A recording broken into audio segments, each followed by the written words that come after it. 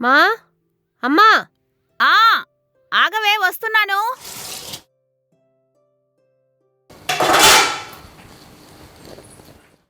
నేను బయలుదేరుతానమ్మా, కాలేజ్కి టైం అయింది.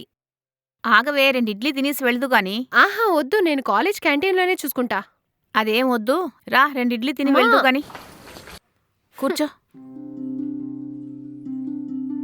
హ్మ్.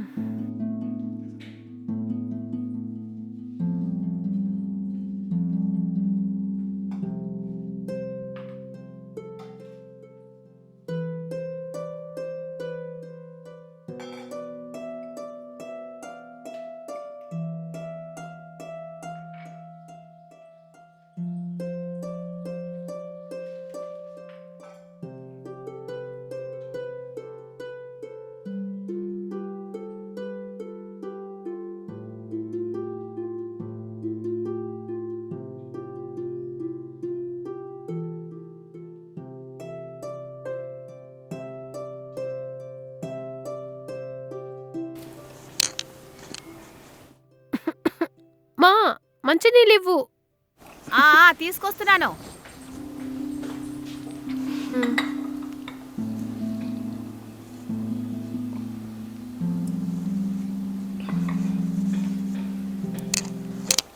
చాలు, నేను బయలుదేరుతాను. పెట్టింది అలాగే ఉంది కదే, తినేసి వెళ్ళు. చాలు మా, టైం అయింది. హ్మ్.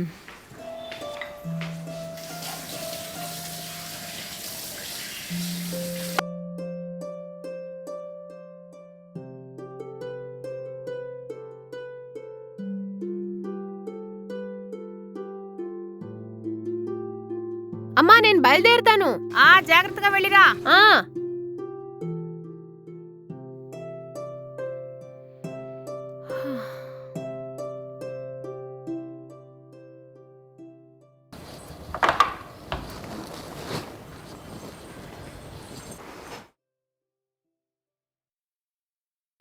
హ్మ్.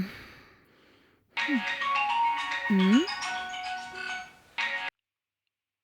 హలో, ఏమా? నేను నా నెంబర్ నుంచి ఫోన్ చేసి తీవా? నీకు అప్పు ఇచ్చింది చాలక కొత్త కొత్త నెంబర్లు తీసుకుని వాటితో ఫోన్ చేయాలా? లేదండి, మీరు చేసినప్పుడు నేను చూసుకోలేదు. ఇలాంటి కథలన్నీ నాకు చెప్పొద్దు. నా అప్పు ఎప్పుడు తీరుస్తావు అది చెప్పు. తొందరలోనే ఇచ్చేస్తానండి. 2 ఏళ్లుగా ఇదే మాట చెప్తున్నావు. 5 లక్షలు తీసుకున్నావు, ఇప్పుడు వడ్డీతో కలిపి మొత్తం 7 లక్షలు అయింది.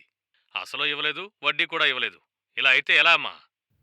లేదండి, నాకొక నెల టైం ఇవ్వండి. వడ్డీతో సహా మీకిచ్చేస్తాను. ఇలా చూడమ్మా, ఇలాంటి కథలు వేరే ఎవరికైనా చెప్పు. ఇలా చూడు, నీకు వారం రోజులు టైం ఇస్తున్నాను. ఆలోగా తీసుకున్న డబ్బుతో పాటు వడ్డీ కూడా నాకు ఇచ్చేయాలి. ఇవ్వలేదనుకో, నిన్ను ఏమీ చేయను. నీ కూతుర్ని ఈ మధ్య కదా కాలేజీలో జాయిన్ చేశావు. తన్ను ఎత్తుకెళ్ళిపోతాను. ఆ తర్వాత మొత్తం డబ్బు కట్టి తన్ను తీసుకువెళ్లాల్సి వస్తుంది. ఆ తర్వాత నీ ఇష్టం. అర్థమైందా? ఎలాగైనా మీ డబ్బులు మీకిచ్చేస్తానండి. చూడమ్మా, చెప్పిందే మళ్ళీ మళ్ళీ చెప్తావేంటి? నీ కంటికి నేను పిచ్చోళ్ళ కనిపిస్తున్నానా? నీకు వారం రోజులే టైము. ఆలోగా నాకు అసలు వడ్డీ కూడా కట్టాలి. లేదంటే నేను చెప్పినట్టు నీ కూతుర్ని ఎత్తుకెళ్ళిపోతాను. జాగ్రత్త.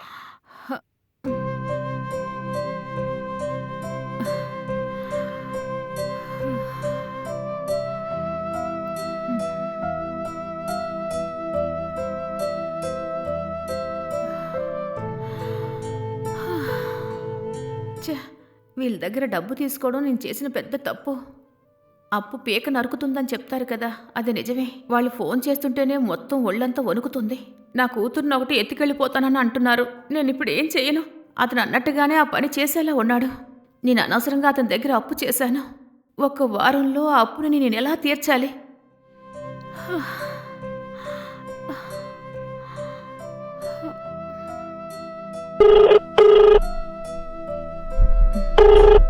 హ్మ్?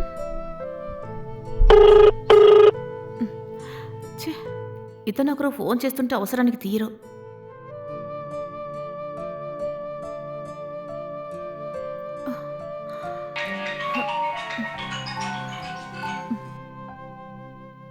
హలో, ఏంటి కాల్ చేశావు? ఇందాక నువ్వు ఫోన్ చేసినప్పుడు నేను కొంచెం బిజీగా ఉన్నాను, తీయలేకపోయాను. విషయం ఏంటో చెప్పు. ఏవండి, అప్పులిచ్చాయన ఫోన్ చేస్తున్నాడండి. అసలు వడ్డీ కలిపి మొత్తం 7 లక్షలు ఇమ్మంటున్నాడండి. వాడలాగే అంటాడులే. ఎంతో కొంత డబ్బు అరేంజ్ చేసి వాడికి ఇచ్చేస్తే వాడే నోరు మూసుకుంటాడు. వాడు మొత్తం సెటిల్ చేయమని చెప్తున్నాడు. లేదంటే మన అమ్మాయిని ఎత్తుకెళ్ళిపోతానంటున్నాడు. ఏంటి, వాడు అంత మాట అన్నాడా? ఉమ్, ఒక పని చేద్దామండి. పోలీస్ కంప్లైంట్ ఇద్దామా? పోలీస్ కంప్లైంట్ ఇస్తే మనకే ప్రాబ్లం అవుతుంది. డబ్బున్న వాళ్ళ మాటలే పోలీసు వాళ్ళు నమ్ముతారు. ఎందుకంటే డబ్బులు విసిరేసి వాళ్ళ నోళ్లు మూయిస్తాడు. దానివల్ల ఎలాంటి ప్రయోజనం ఉండదు. ఇప్పుడు మరి ఏం చెయ్యాలండి? అదే నాకు అర్థం కావట్లేదు. వారం రోజుల్లో 7 లక్షలు ఎలా అరేంజ్ చేయాలి? సరే గాని ఇంట్లో ఏమైనా నగలున్నాయా? అన్నీ తాకట్టు పెట్టేశాను కదండీ! సరే సరే, నువ్వేం టెన్షన్ అవ్వద్దు. నేను దీని గురించి కొంచెం ఆలోచిస్తాను. సరే నేను ఫోన్ పెట్టేస్తున్నాను. మీరు ఆలోచించుకుని చెప్పండి. అలాగే. ఛ! ఇప్పుడు ఏం చేయాలో అర్థం కావడం లేదే. ఈయన పాటికి ఫారెన్‌లో ఉంటూ అన్ని విషయాలు ఈజీగా చెప్పేస్తున్నారు. ఇక్కడ మేమే కదా కష్టపడుతున్నాం. ఈ సమస్యని ఎలా తీర్చాలో అర్థం కావడం లేదు. దేవుడా! దీనికి వేరే దారే లేదా?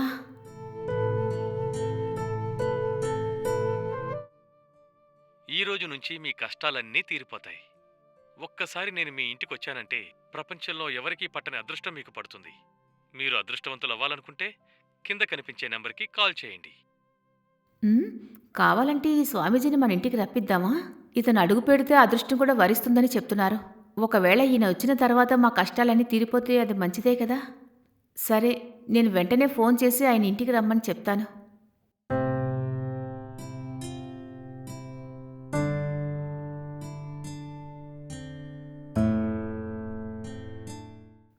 హలో!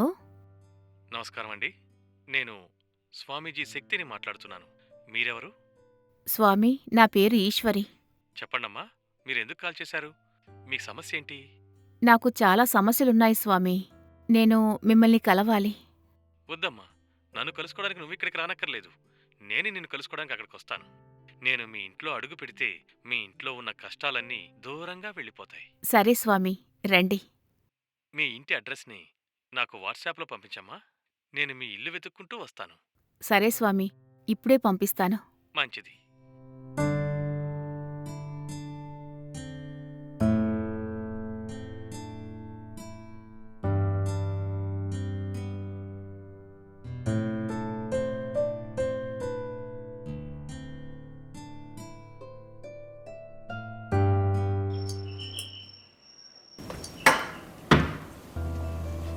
హా?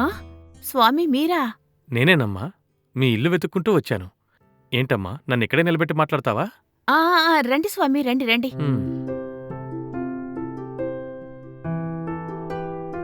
రండి స్వామి, కూర్చోండి స్వామి. మీకు తాగడానికి ఏమైనా తీసుకొస్తాను. నాకు తాగడానికి కొంచెం మంచినీళ్ళు తీసుకురామ్మా. మ్మ్. ఇదిగోండి స్వామి.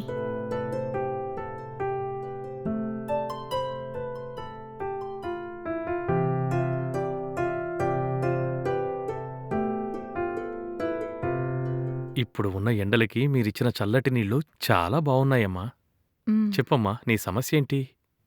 నాకు చాలా పెద్ద సమస్య ఉంది స్వామి. ముందు నువ్విక్కడికొచ్చి కూర్చోమ్మా. పర్వాలేదు స్వామి, నేను నించుంటాను. మరేం పర్వాలేదు, ఇలా రామ్మా, కూర్చో. మ్మ్.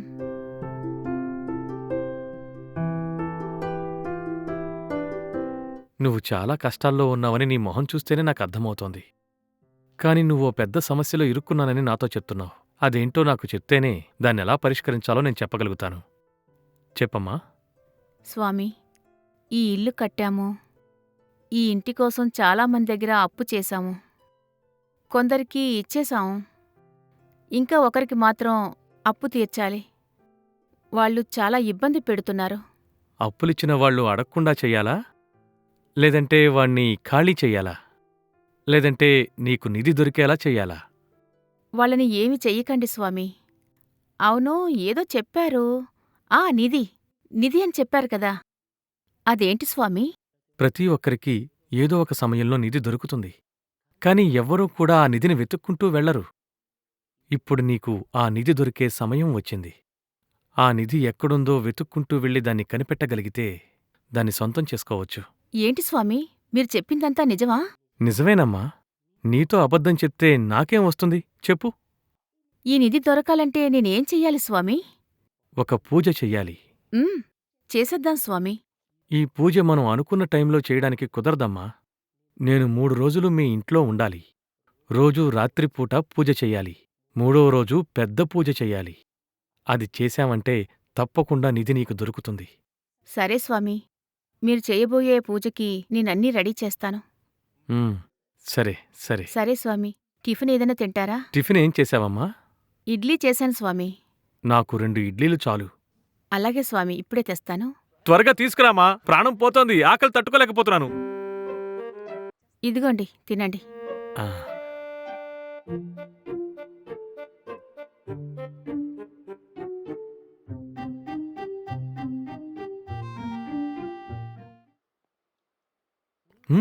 ఇడ్లీ మల్లెపూలా ఉందమ్మా. థ్యాంక్ యూ స్వామి.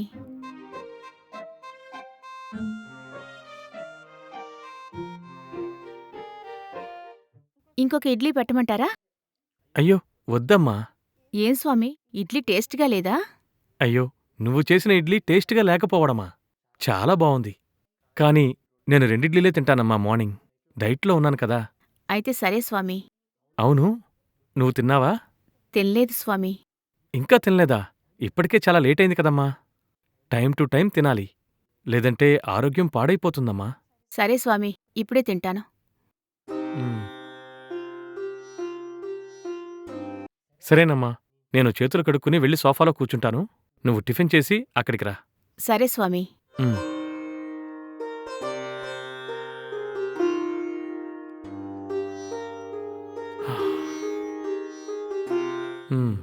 బాగా డబ్బున్న వాళ్ళు ఇల్లు అనుకుని వచ్చాను, కానీ వీళ్ళు చాలా కష్టాల్లో ఉన్నట్టున్నారే.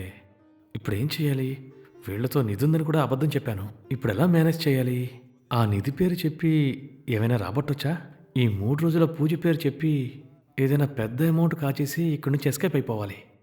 వీళ్ళని చూస్తుంటే పెద్దగా ఏమీ రాదేమో అనిపిస్తోంది. వచ్చిందంతా సరిపెట్టుకుని ఇక్కడి నుంచి వెళ్ళిపోవాలి. ఏంటమ్మా, టిఫిన్ చేయడం అప్పుడే అయిపోయిందా? అవును స్వామి. సరే, నేను ఏ రూమ్లో ఉండాలి? రండి స్వామి, చూపిస్తాను.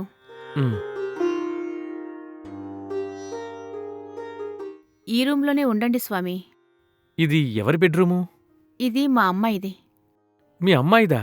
మీకు అమ్మాయి కూడా ఉందా? చెప్పనే లేదు. మీరు అడగనే లేదు. సరే సరే. అవును, మీ అమ్మాయి ఇప్పుడు ఎక్కడికి వెళ్ళింది? కాలేజ్ చదువుతుంది, కాలేజ్కెళ్ళింది. ఏంటి, కాలేజీకి వెళ్లే కూతురు మీకుందా? అవును స్వామి. అవునా? మిమ్మల్ని చూస్తుంటే ఎల్కేజీ చదివే పిల్లలకి అమ్మలా ఉన్నారు. మీకు కాలేజీకి వెళ్లే అమ్మాయుందా? అసలిది నమ్మేలా లేదే. అవును, మీ యవ్వన రహస్యమేంటి? ఛీ, పోండి స్వామి. సరే, నేను వెళ్ళి కాసేపు రెస్ట్ తీసుకుంటాను. లంచ్ ప్రిపేర్ అవ్వగానే నన్ను పిలవండి, వస్తాను. సరే స్వామి.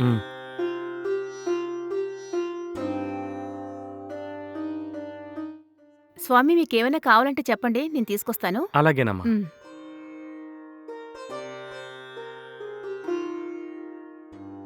స్వామీజీ వచ్చారు. ఈరోజు ఎలాగైనా మడి కట్టుకొని ఆయనకు వండి పెట్టి ఆశ్చర్యపరచాలి. ఏం చేద్దాం? పోనీ దద్దోజనం చేసి పెడదామా? దద్దోజనం డిఫరెంట్గా చేసి ఆశ్చర్యపరుస్తాను.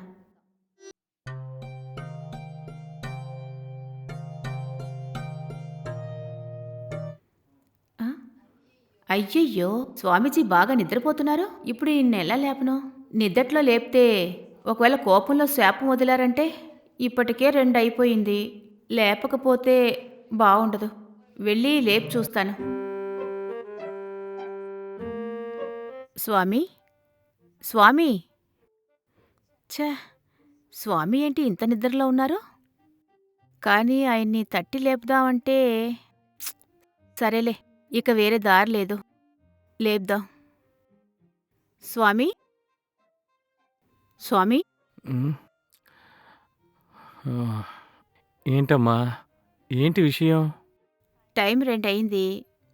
మధ్యాహ్నం భోజనానికి వస్తారా అని. టైము అంత స్పీడ్గా గడిచిపోయిందా? సరేనమ్మా, నేను వస్తాను, నువ్వు పద. సరే స్వామి.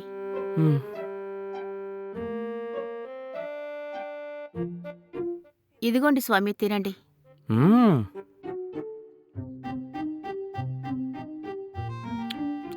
అబ్బా, టేస్ట్ అదిరిపోయింది.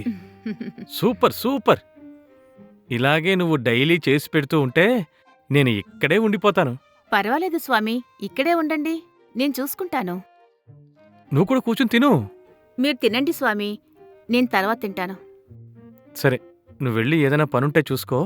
నేను తిన్నాక వెళ్ళి సోఫాలో కూర్చుంటాను. నువ్వు కూడా తినడం పూర్తయ్యాక అక్కడికొచ్చేయి. సరే స్వామి.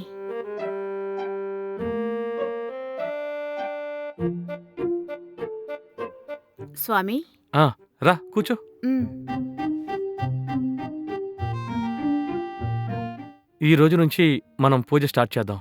అలాగే స్వామి. పూజకి ఏమేం కావాలో చెప్పండి, నేను తీసుకొస్తాను. ఈ లిస్టులో ఉన్న ప్రతిదీ తీసుకురావాలి. పూజకి ఇవన్నీ చాలా అవసరం. సరే స్వామి. అవును, మీ హస్బెండ్ ఫారెన్కి వెళ్ళి ఎన్ని రోజులవుతోంది? మా వారెళ్ళి 2 సంవత్సరాలవుతోంది. 2 సంవత్సరాల నుంచి ఒంటరిగానే ఉంటున్నావా? అవును స్వామి. నువ్వు ఎలా ఒంటరిగా ఉంటున్నావో నాకు అస్సలు అర్థం కావడం లేదు. ఏం స్వామి, ఎందుకు? లైఫ్లో ఒంటరిగా ఉండడం చాలా కష్టం. అందులోనూ నీలాగా యవ్వనంగా ఉన్నవాళ్ళు ఒంటరిగా ఉండడం అంటే ఇంకా కష్టం. అవును స్వామి, ఏం చేసేది? కుటుంబంలో ఉంటున్న కష్టాలు అలాంటివి.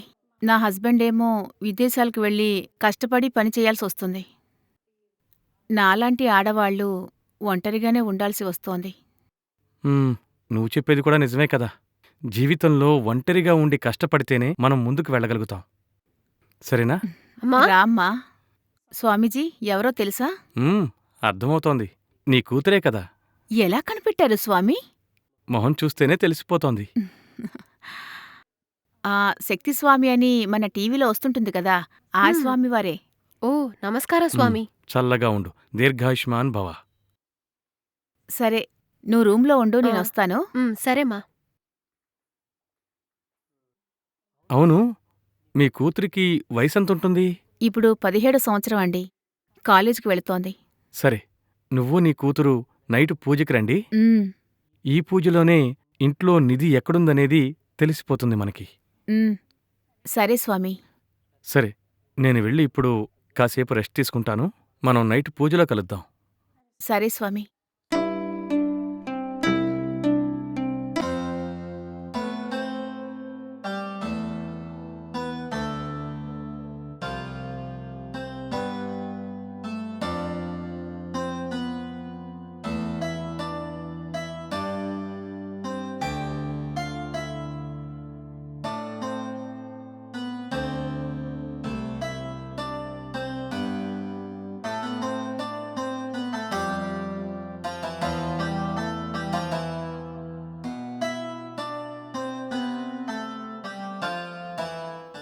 ఓం హ్రీం క్లీం షా షా షా.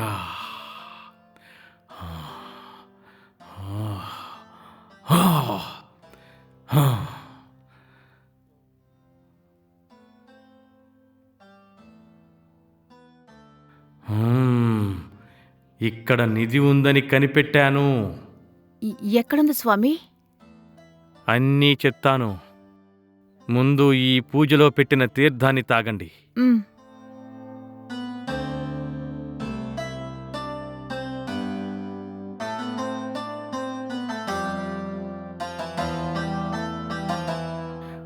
నువ్వు వెళ్ళి పడుకో అమ్మా. అమ్మా స్వామి చెప్పినట్టు వినమ్మా, వెళ్ళి పడుకో. నువ్వు సరేమ్మా. మాత్రం ఇక్కడే ఉండు. అలాగే స్వామి. ఇదిగో చూడమ్మా, ఉమ్, నిధి ఈ ఇంట్లో ఉంది. అది సరిగ్గా ఏ ప్లేసులో ఉందో తెలుసుకోవాలంటే చివరిగా పెద్ద పూజ చెయ్యాలి. ఆ పూజ చెయ్యాలంటే నీ కూతుర్ని కూర్చోపెట్టి మాత్రమే చెయ్యాలి. ఏంటి స్వామి, ఏం చెప్తున్నారు స్వామి? వయసుకు వచ్చిన అమ్మాయిని కూర్చోబెట్టి పూజ చేస్తేనే ఆ నిధి ఎక్కడుందనేది మనం కనిపెట్టగలుగుతాం. అందుకే నీ కూతుర్ని కూర్చోబెట్టి రేపు రాత్రి ఆ పూజ చేస్తాను. నీ కూతురి బెడ్రూంలోనే ఆ పూజ చెయ్యాలి. నీ కూతురుతో మాట్లాడి రేపు రాత్రి ఆ పూజకి పంపించు. అలాగే. సరే స్వామి. ఇప్పుడు వెళ్ళి నీ కూతురితో మాట్లాడొద్దు. రేపు ఉదయం నీ కూతురితో మాట్లాడి రేపు రాత్రి జరిగే పూజకి పంపించు. అప్పుడు తప్పకుండా నిధి దొరుకుతుంది. సరే స్వామి, ఎలాగైనా సరే ఆ నిధి దొరికితే చాలు. ఓం హ్రీం క్లీం పాతాళ భైరవి మహంకాళి పరాశక్తి. ఓం శక్తి.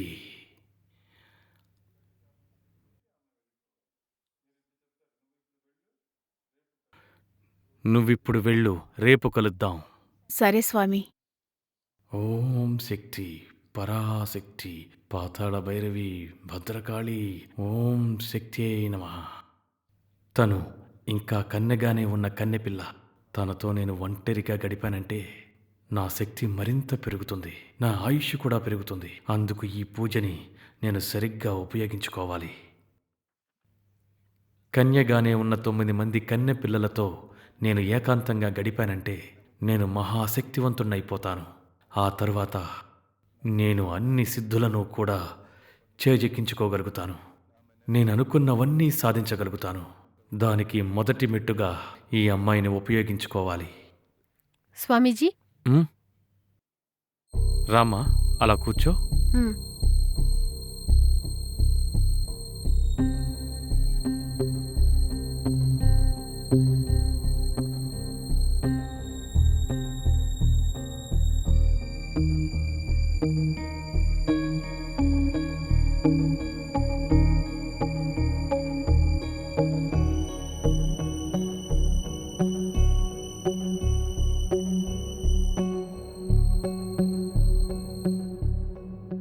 ఓం హ్రీం క్లీం, ఓం హ్రీం క్లీం, పాతాళ భైరవి, చాముండేశ్వరి.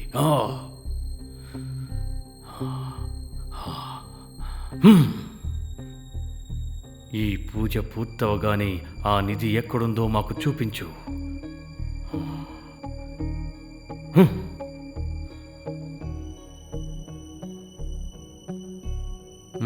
ఈ తీర్థాన్ని తాగమ్మా. ఆ,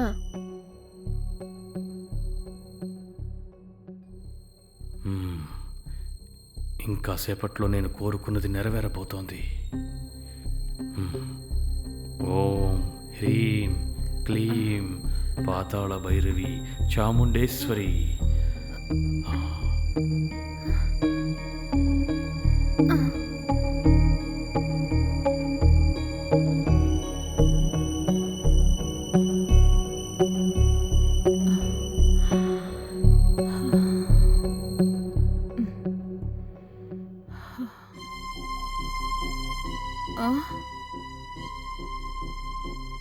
పూజ పూర్తయిందమ్మా?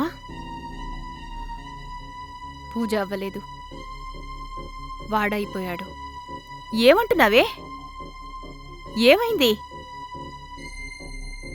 వాడిని చంపేశాను. ఏంటి, స్వామీజీని చంపేశావా? అయ్యో, ఏంటి ఏంటి ఇంత పని చేశావు? వాడు నాతో తప్పుగా ప్రవర్తించాడు, అందుకే నేను చంపేశాను. అయ్యయ్యో, ఎక్కడికి? నేను పోలీస్ స్టేషన్ వెళ్ళి నిజం చెప్పి సరెండర్ అయిపోతున్నాను. అయ్యో, నిధి కోసం ఆశపడి నా కూతురు జీవితం నాశనం చేసుకున్నానే.